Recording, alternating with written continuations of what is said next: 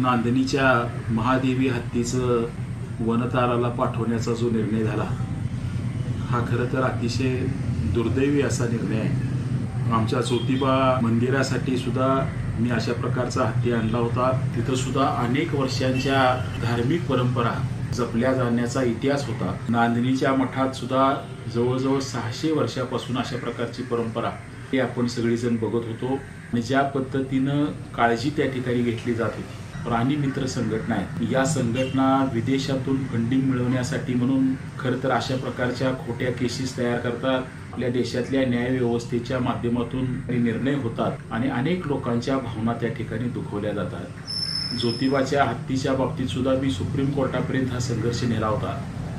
मला सुद्धा त्या ठिकाणी यश आलं नाही, पण प्रामुख्यानं आज नांदणीच्या हत्तीच्या निमित्तानं मी या ठिकाणी सांगेन की ज्योतिबाचा आमचा हत्ती सुंदर त्याचं नाव होतं आणि तो हत्ती बन्नरघट्टा अभयारण्यामध्ये त्या ठिकाणी हलवण्याचा निर्णय झाला आणि लोकांना असं वाटतं की त्या ठिकाणी हत्ती पाठवला म्हणजे सगळं व्यवस्थित झालं। पुढच्या इतिहासाची कोण त्या ठिकाणी चर्चा करत नाही, काय घडलं याची माहिती समाजापर्यंत पोहोचत नाही आणि मला दुर्दैवानं सांगावंसं लागेल की हा हत्ती बन्नरघट्टा अभयारण्यामध्ये गेल्यानंतर खरं तर तो हत्ती मानसिकदृष्ट्या इतका विचलित होता, तो इकडून जायला तयार नव्हता। त्याला नेताना सुद्धा बेशुद्ध करण्याचं इंजेक्शन देऊन त्या ठिकाणी न्यावं लागलं आणि तिथं गेल्यावर सुद्धा त्या हत्तीच्या हातून त्याची देखभाल करायसाठी जो माणूस होता तो मारला गेला।